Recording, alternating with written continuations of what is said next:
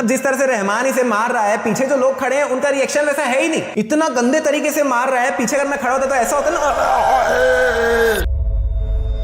तो ये सबसे पहले तो आप सभी के लिए एक खास डिस्क्लेमर है, ये वीडियो मूवी पे बन रही है। मूवी में जो रियल लाइफ इंसिडेंट्स दिखाए गए हैं मैंने उस पे बिल्कुल भी बात नहीं की है, जो एक्टिंग चल रही है उस पे बन रही है, ठीक है। तो भैया कुछ भी कमेंट करने से पहले एकदम ध्यान रखना इस बात का। मालूम है तेरे बाप को मत सिखा, चल। यहाँ पे लाइन से गाड़ियां आके खड़ी होती है एंड इनके बीच में बहुत ज्यादा गैप है, लेकिन वही दूसरे एंगल से देखने में बिल्कुल चिपक के खड़ी हुई है। भाई हमजा यहाँ पे आके बैठता है और कुछ भी ऑर्डर नहीं करता है, लेकिन ये जूस इसके पास अपने आप ही आ गया, जिसमें हमजा के जस्ट पीछे यहाँ पे एक आंटी बैठी हुई है और यहाँ पे एक झोला पड़ा हुआ है, बीच में कुछ भी नहीं है। लेकिन वही अगले ही पल क्लोजअप में देखने से वहाँ बीच में ये ग्लास प्रकट हो गया। यहाँ पे अंकल जी अपने स्टाफ को पूछते हैं नमक किधर है, जिसमें वो पीछे खड़े खड़े उनको देखता है एक सेकंड के लिए और वापस काम करने लग जाता है, बताता ही नहीं है नमक कहाँ पे रखा हुआ है। यहाँ पे ये लोग जब हमजा को मार रहे थे तब वहाँ पे पुलिस आके खड़ी होती है और इनको मारता हुआ देखती भी है। फिर जब ये लोग यहाँ से भाग जाते हैं तो पुलिस उनका पीछा ही नहीं करती है। इनफैक्ट यहाँ पे हमजा अधमरा पड़ा हुआ है तो पुलिस आके हमजा को भी नहीं देखती कि कौन ऐसे यहाँ पे पड़ा हुआ है। जिसमें जब मारपीट चल रही थी तब इन्होंने एक बड़ा सा डंडा हमजा के सिर पे मारा था, लेकिन अगले दिन जब सुबह हमजा सो के उठता है तो एक बार भी अपने सिर पे हाथ नहीं फेरता है। मतलब भाई उसके सिर में लगा था जोरदार, लेकिन उसको पता ही नहीं है क्या। I don't know.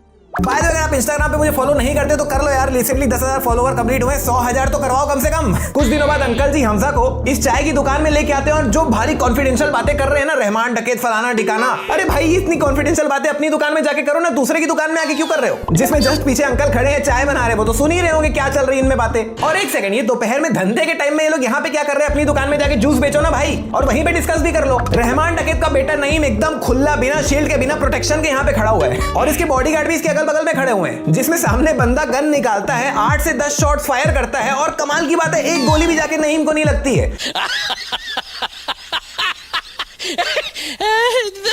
मतलब किसी तरीके से भी वो प्रोटेक्टेड नहीं था। इनफैक्ट मजे की बात ये है कि इस बंदे के साथ 2 लोग और है, वो भी अंधाधुंध गोलियां फायर करते हैं, लेकिन किसी की एक भी गोली नईम को जाके लगती नहीं है। भाई क्या गुंडे बनोगे, क्या गुंडा बनेगा रे तू।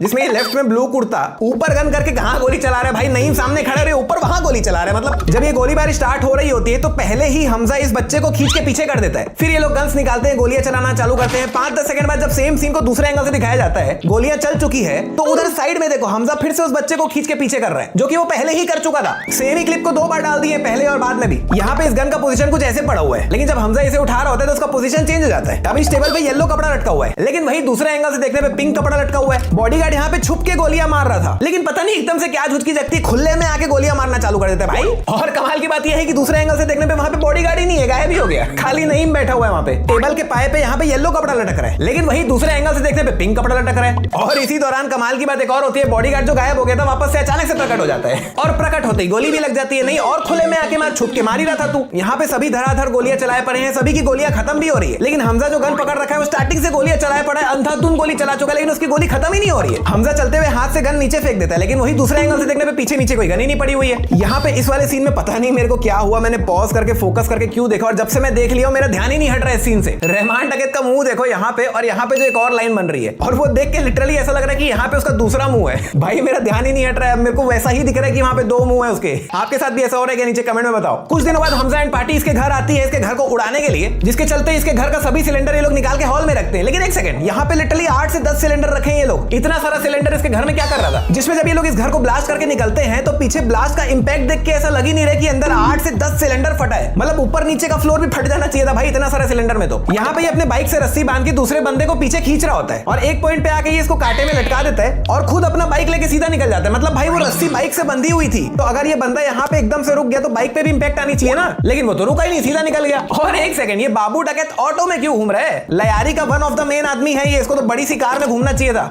ऐसे क्यों कर रहा हूं मैं, जिसमें अभी ये ऑटो जब इस गली से बाहर निकलता है तो सीधा जा रहा होता है, लेकिन वही सेम सीन को दूसरे एंगल से देखने पे ऑटो ऐसे हो जाता है ताकि हमजा की गाड़ी इसको पट्ट से उड़ा सके, जिसमें यहाँ पे इतना भारी एक्सीडेंट होता है, लिटरली ऑटो पलट जाती है 10-15 बार। लेकिन कमाल की बात यह है कि हमजा वाली गाड़ी में जो ऊपर मोटा खड़ा हुआ था उसको कोई इंपैक्ट ही नहीं फील होता। नहीं मतलब ठीक है, तू हट्टा कट्टा चौड़ा आदमी है, मैं मान गया, लेकिन कुछ तो इंपैक्ट आना चाहिए ना भाई। खैर जब दोनों गाड़ियां मैच होने वाली होती है, इस तरफ बाबू डकैत की गाड़ी है, इस तरफ हमजा की गाड़ी है, और बीच में देखोगे तो लोहे की रियलिंग्स लगी हुई है क्योंकि आर पार हमें दिख रहा है। लेकिन वही जब सेम सीन को दूसरे एंगल से दिखाया जाता है तो बीच में जो लोहे की रियलिंग्स लगी हुई होती है वहां पे पत्थर की कुछ आकृति आ जाती है, मतलब चेंज ही हो जाता है भाई। यहाँ पे जिस तरह रहमान इसे मार रहा है, सबसे पहले तो एडिटर भाई ब्लर कर देना इसे। यहाँ पे भी एक कुछ मीम डाल सकते हो कि हाँ मालूम है एडिटर ऊपर लिख के, अब इसको मत डाल देना।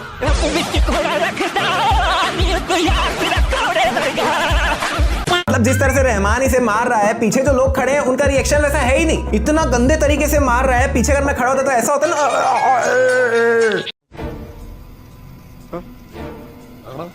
By the way Rajpal Yadav से याद आया, उन पे मैंने एक बहुत जोरदार वीडियो अपलोड की है अनवांटेड आदमी पे, उसे जरूर देखना। अभी इस पॉइंट पे मूवी में ईयर चल रहा है 2007 और इसने अपने हाथ में आईफोन 3s पकड़ रखा है भाई, जिसका ग्लोबल लॉन्च भले ही 2007 में हुआ था लेकिन पाकिस्तान में 2009-10 के दौरान आया था वो, जिसमें जमील अंकल ने लिटरली उसके हाथ से फोन लेके सड़क पे फेंक दिया। अरे भाई अपने पास ही रख लेते, फेंक क्यों दिया? जिसमें हमजा की तरफ शक्ल करके स्माइल और कर रहे हैं, मतलब भाई अबे इधर हमजा ने तो आईफोन 5 पकड़ रखा है, वो तो और बाद में लॉन्च हुआ था, इनके पास कहां से आ गया ये आईफोन 3s आईफोन 5, जिसमें यलीना का फोन कोचा कर आई है, पता नहीं क्या दिख रहा है। लेकिन एक सेकंड, उसके फोन में लॉक नहीं लगा हुआ है क्या? हमजा रात को क्लब जाता है उस लड़की से मिलने, लेकिन एक सेकंड, हमजा को ये कैसे पता कि ये लड़की इसी क्लब में है, जिसमें भी ये इतना बड़ा क्लब है, लेकिन एग्जैक्टली ये अंदर जाके सीधा वो यलीना के पास ही खड़ा होता है। नहीं कैसे पता इसको? उसका फोन ट्रेस कर लिया था, लेकिन एक सेकंड, फोन तो इसके पास है। जिसमें यहाँ पे रेड मारने के लिए पुलिस की 4-5 गाड़ियां आती है और अंदर से कितने सारे लोग निकल रहे हैं भाई। लेकिन कमाल की बात यह है कि सभी पुलिस की गाड़ियां सिर्फ हमजा और यलीना का ही पीछा कर रही है। नहीं इतने सारे लोग हैं भाई वहां पे, बाकी सब का भी पीछा करो ना। मतलब जिस तरह से पीछा कर रही है ऐसा लग रहा है कोई मर्डर वर्डर करके भागे हैं भाई। और ये हमजा की गाड़ी में कोई नंबर प्लेट क्यों नहीं लगा हुआ है? यहाँ पे चिट पे जो कोड लिखा हुआ है वो अलग लिखा हुआ है, लेकिन नीचे जो कैप्शन में लिख के आता है वो पूरा ही अलग लिखा हुआ है, एक भी वर्ड मैच नहीं हो रहा है। यहाँ पे अंकल के पास भी आईफोन 3s है, मतलब गजब यार। यहाँ पे ये गन नोटों के बिल्कुल नीचे पड़ी हुई थी, लेकिन बाद में जब एसपी से उठा रहा है तो ऊपर से उठा रहा है। वहाँ पीछे दो लोग एसपी के कार के गेट के पास खड़े हुए हैं, लेकिन वही दूसरे एंगल से देखने पे पीछे से वो दोनों गायब हो गए, लेकिन अगले ही पल वापस से प्रकट हो गए।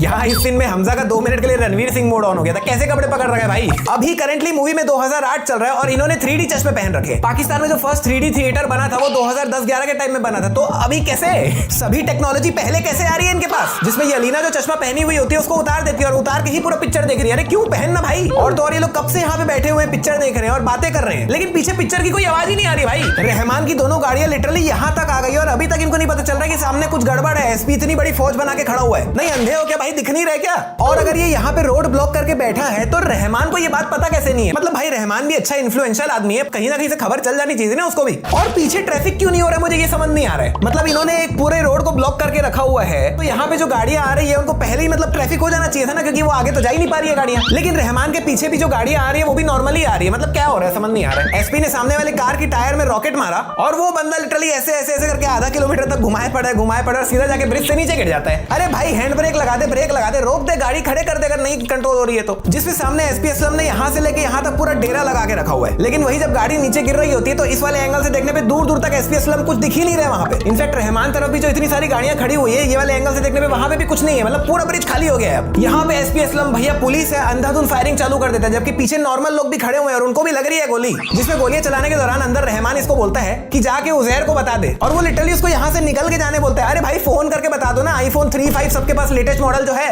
नहीं मतलब मजाक से हटके अगर ये लोग यहीं से फोन कर देते तो क्या पता उधर हमजा उजैर लोग अपनी टीम लेके आ जाते और यहीं इसको बचा लेते। खैर बहुत बाद में जब ये इसे फोन करता है तो ये फोन सिर्फ उठाता ही है, लेकिन फोन स्पीकर में अपने आप ही चले जाता है। अभी यहाँ पे जिस फोन से ये शूट कर रहा है ये सैमसंग का कोई सा फोन है, आई थिंक सैमसंग J7 है, जो कि 2015 में लॉन्च हुआ था भाई, और मूवी में भी 2008 चल रहा है। मतलब कहां से आ रहे हैं इनके पास ये सब फोन? उस समय तो सैमसंग ने खुद ने ही नहीं बनाया था भाई ये फोन। और अगर ये सैमसंग J7 नहीं भी है तो कोई सा तो सैमसंग का ही फोन है जो उस समय तो एग्जिस्ट नहीं करता था, ये तो पता ही है मेरे को। अच्छा इन अंकल ने इतनी इंपॉर्टेंट डायरी को लिटरली यहाँ पे रखा हुआ है भाई, एक हवे का झोंका डायरी सीधा पानी में, नदी में, तालाब में, जो भी है ये, मतलब पर्यायवाची क्यों बोल गया मैं। ऐसा मत करो मेरी जान। बाकी यार एक चीज ना, जब से मैं पिक्चर देखे हूं तब से मेरे दिमाग में घूम रही है, जिसको आप सबसे बड़ी मिस्टेक भी बोल सकते हो। तो ये जो जमील अंकल है वो रहमान को मरवाने की कोशिश करते हैं लयारी पे राज करने के लिए, और बाद में हम सभी को पता है कि ये बात हमजा को पता चल जाती है। तभी तो हमजा अंकल को फोन करके ब्लैकमेल करता है ना कि आपकी बेटी भी मेरे कब्जे में है, एसपी असलम को बोलो मारने पे रोके। मतलब उनको पता चल गया कि ये बात हमजा को पता है कि वो रहमान को मरवाने की कोशिश कर रहा है। लेकिन बाद में जब रहमान बच जाता है तो उसके बाद काफी इंसिडेंट्स ऐसे होते हैं जब जमील और रहमान आपस में मिल रहे होते हैं, और जमील अंकल के अकॉर्डिंग हमजा रहमान के अंडर काम करता है, वो उसका वफादार है। तो हमजा ने तो ये बात रहमान को बताई दी होगी कि जमील अंकल उसको मरवाने की कोशिश कर रहे हैं। तो जब बाद में ये लोग आपस में मिल रहे होते तो अंकल के दिमाग में टेंशन नहीं आता कि रहमान को तो पता ही होगा कि मैं इसको मरवाने की कोशिश किया हूं। मतलब समझ गए ना मैं क्या कहना चाह रहा हूं, मैं अच्छे से समझा नहीं पा रहा हूं। और चलो जमील अंकल के अकॉर्डिंग अगर हमजा ने रहमान को यह बात नहीं भी बताई कि जमील अंकल रहमान को मरवाने की कोशिश कर रहे थे, तो जमील अंकल के मन में भी डाउट नहीं आएगा कि हमजा तो उसका वफादार है, तो उसने रहमान को यह बात क्यों नहीं बताई कि जमील अंकल उसको मरवाने की कोशिश कर रहे थे। सबसे बड़ी मिस्टेक है भाई ये, समझाते समझाते फट गई मेरी। और यहाँ पे तो भैया बहुत बड़ा कोइंसिडेंस हो जाता है, ये तीनों कार में एक साथ कैसे सो रहे हैं यार। जिसमें अभी हमजा के साइड का सिग्नल खुला हुआ है, हमजा गाड़ी उधर मोड़ रहे हैं, तो उधर से गाड़ियां क्यों आ रही है? इधर का सिग्नल खुला है तो उधर का सिग्नल बंद होना चाहिए ना, लेकिन यहाँ तो दोनों तरफ से गाड़ियां साथ में आ रही है। यहाँ पे फाइनली रहमान भाई की नींद खुल जाती है, उसको बहुत देर से कोशिश करते गाड़ी रोकवाने की, लेकिन हमजा फिर भी गाड़ी नहीं रोक रहा होता है, फालतू की चीजें कर रहे हैं। अरे भाई हैंड ब्रेक लगा के खुद ही गाड़ी रोक दो ना यार, 3 लोग बैठे हो तुम लोग कार में। आई मीन भाई हमजा के अलावा 3 लोग बैठे हुए हैं जिसमें हमजा गाड़ी चला रहा है, पहले ही वो एक टास्क कर रहे हैं, तीनों खाली बैठे हुए हैं, फिर भी ये तीनों मिलकर कुछ नहीं कर पाए भाई। इनफैक्ट हमजा के जो जस्ट बगल में बैठा हुआ है तो और काफी कुछ कर सकता था, सीधा हैंड ब्रेक मार देता ना यार, जिसमें हमजा गाड़ी का भयानक एक्सीडेंट करता है, बगल वाला तो पूरा बाहर ही फेंका जाता है, हमजा को भी अच्छी खासी चोट लगती है। लेकिन एक सेकंड भाई, गाड़ी में एयर बैग्स नहीं थे क्या?